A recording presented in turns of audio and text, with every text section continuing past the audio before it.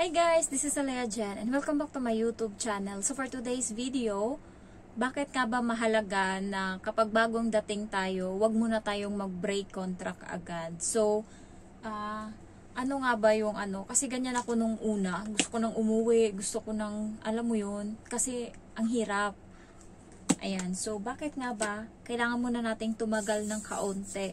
Kapag talagang mga ilang buwan na tapos ganun pa din, pwede ka na mag-break ng contract. At least yun, bawi-bawi ka na. So, ano nga ba yung rason? Unang-una is nasa adjustment period ka pa. So, mga time na yan, hindi mo pa masyadong bakit yung Tagalog ko nag-iba na? Buisit. So, hindi mo pa masyadong gamay yung mga trabaho. Hindi mo pa masyadong natatansya kung paano mo ipapasok yung trabaho mo sa ganito, paano ka sumingit, paano. So, hindi mo pa gamay. Kaya naisipan mo na lang. And nung time na yun, pareho pa kayong nag-a-adjust ng ugali ng amo mo. Pareho pa kayong dalawa na nagkakapaan pa. Siya nag-a-adjust din kung ano yung na pwede siyang magalit or time na alam mo na kung ano yung mga dahilan na mabilis magalit yung amo mo. So dapat alam mo na kung saan banda pipitik siya, kung saan banda siya, yung parang red flag ba.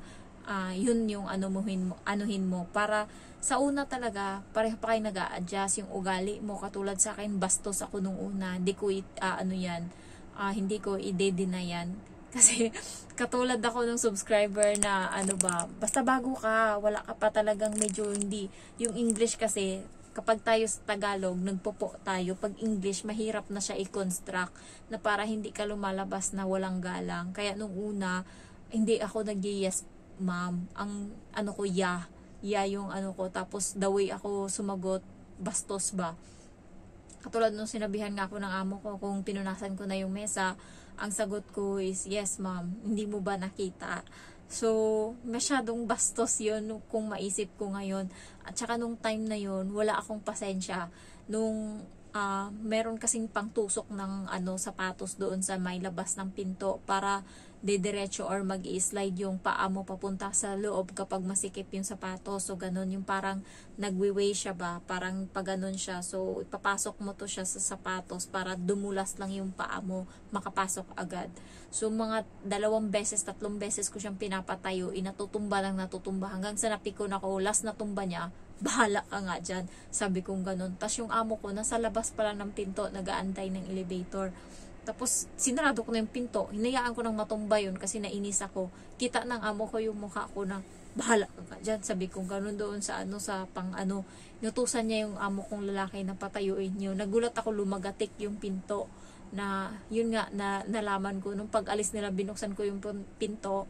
Nakita ko doon na tumayo na yung stick doon na pang slide ng paa. So, wala akong pasensya noon. Buti na lang yung amo ko na parang natsagaan niya yung ugali ko. Hanggang sa unti-unti na akong nagkakaroon ng galang. Unti-unti na rin ako parang hindi na ako masyadong nahirapan sa trabaho. Una kasi mahirapan ka kasi unang turo pa lang yan sa'yo. Maninibago ka kung paano sila maglinis ng CR, kung paano sila magluto, kung paano asikasuhin yung bata, kasi dito may mga iba-ibang diskarte sila kung paano pinapalaki yung bata. Nandun yung kailangan mong lagyan sa school, kailangan mong anuhin ng tubig, yung banlian ng tubig or ibabad sa tubig yung Tupperware nila bago mo lagyan ng kanin sa umaga. So matrabaho siya, mabusisi, mahirap.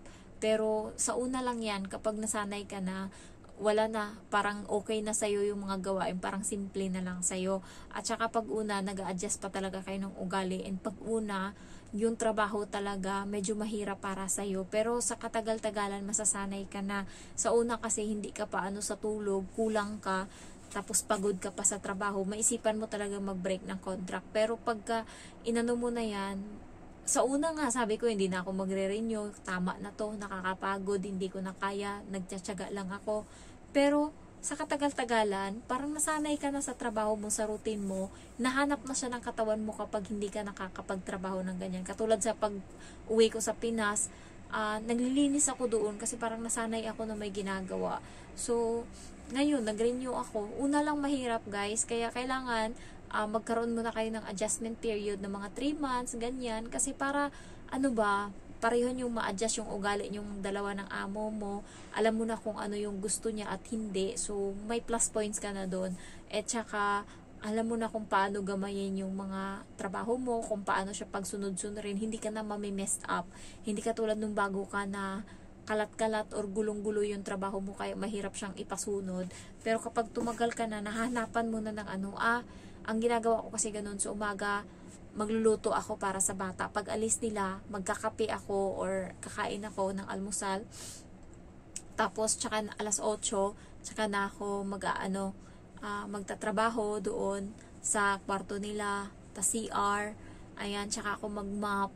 Pagkatapos nun, nagsalang na ako niya ng labahan. So, sampay na ako. Pagkatapos, tsaka ko ngayon linisin yung kwarto ng bata. Tapos, tsaka naman ako magtupi.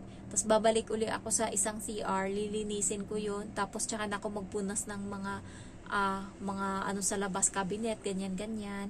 Pagkatapos nun, tsaka na ako mamamalansya. Last na yung pamamalansya ko. Mga 1:30 na yon.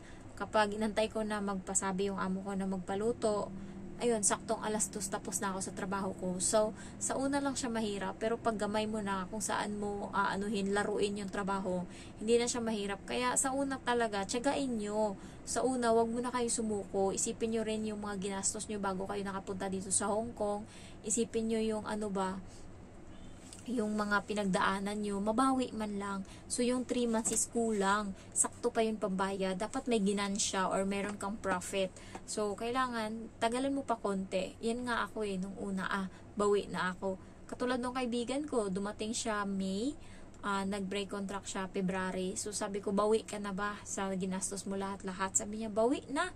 Sabi niya, ganun, bawing-bawi na ako, napagawa niya na ng bahay na maliit, kubo-kubo yung pamilya niya, tapos nakapagpatayo na din, na sila ng kontador ng kuryente, tapos sumali siya sa Uno, so doon naubos yung pera niya, so parang walang nabalik ngayon, pero okay lang din kasi graduate naman siya ng teacher, tapos matangkad siya, pwede siya makapag-apply sa ibang bansa, Japan, ganyan, so ayun lang, at least naranasan niya yung hirap dito sa Hong Kong. Maganda din guys na magpunta kayo dito sa Hong Kong, wag agad mag-break ng contract para maikot nyo yung Hong Kong. Swerte nyo na, libre nyo napuntahan yung Hong Kong. Samantalang yung ibang mga tourist na galing sa Pinas or yung mga bakasyonistang galing Pinas is gumagasto sila ng tag 70,000 makapunta lang dito sa Hong Kong. Kasi guys, mahal yung apartment or yung room dito sa Hong Kong or yung hotel dito sa Hong Kong. Para siyang katulad ng Singapore. Mas mahal pa siya sa Singapore. Kaya pagkain pa dito, tapos mga pamasahe. Pag domestic helper ka sa Hong Kong, maiikot mo siya, mauubos mo siya ikutin. So, maubos mo man lang ikutin bago ka umuwi ng Pinas ba? Ganon yung isipin yung mindset mo. So, ganon yung mindset ko. Naubos ko na siya ngayon lahat, guys. Meron lang ng bagong tourist attraction, yung malaking building na sobrang laki sa may Kowloon. So, yun yung gusto sa may Elements. Parang gusto kong puntahan. Ang ganda kasi niya, parang sumikat yun ngayon. Kaya, gustong-gusto ko siya puntahan. Yun lang yung parang hindi ko pa napuntahan. Bagong sikat or bagong Cebu lang yun na sumikat sa online na parang sobrang ganda. Parang naging siya, katulad siya ng Monster Building or ng yung building na parang maraming kulay dito sa Hong Kong. So, ayun lang. Advice ko sa inyo, huwag kayo agad sumuko kasi nag-a-adjust pa kayo pareho ng ugali ng amo mo. Kung siya may topak, ganyan, dapat alam mo kung saan banda. So, thank you for watching.